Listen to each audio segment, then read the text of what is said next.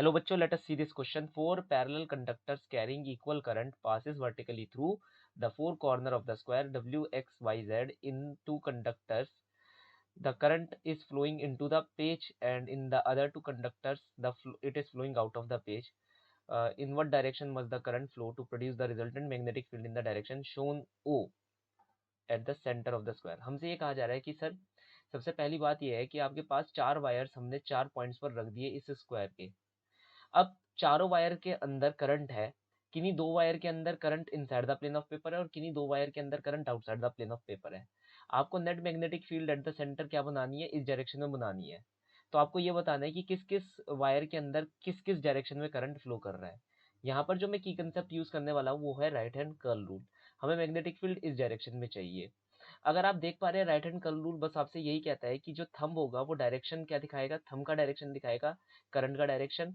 और जो ये फिंगर्स होंगी, कर्लिंग फिंगर होंगी, वो मैग्नेटिक फील्ड का डायरेक्शन दिखाएगी। अगर यही चीज है तो अगर मैं डब्ल्यू वायर से अपने आप की शुरुआत करता हूँ तो मैग्नेटिक फील्ड का डायरेक्शन इस तरफ है। दैट इज मुझे जो अपना थंब रखना पड़ेगा वो रखना पड़ेगा inside the plane of paper such that जो मैग्नेटिक फील्ड बनेगी अब ऐसे कर्लिंग मैग्नेटिक फील्ड बनेगी। दैट इज यहाँ पर इस पर्टिकुलर पॉइंट पर जब मैं देखूंगा तो मैग्नेटिक फील्ड का डायरेक्शन किस साइड आएगा, इस साइड आएगा।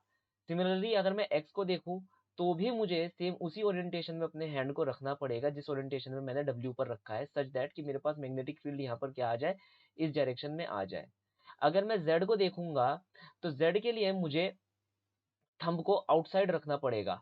आउटसाइड मतलब टुवर्ड मी, मेरी तरफ होना चाहिए थंब। ओके, सच दैट कि मैग्नेटिक फील्ड का डायरेक्शन ऐसे एंटी क्लॉक आए ताकि जो नेट फील्ड है उसका ऊपर डायरेक्शन कहाँ मिले, इस साइड मिले। सिमिलरली वाई के लिए भी मुझे ऐसे ही ओरिएंट करना पड़ेगा। तो यहां पर से मैं ये कह सकता हूं कि जेड और वाई के अंदर बाहर की तरफ आ रहा है, out of the plane of paper आ रहा है, out of the plane of paper आ रहा है। और डब्ल्यू और एक्स के अंदर inside the plane of paper जा रहा है। तो अगर हम यहाँ पर ऑप्शन चेक करते हैं तो सबसे पहला ऑप्शन हमारा फोर्थ ऑप्शन आता है। So the final solution for the following problem is fourth option. Hope you understood well, best of luck.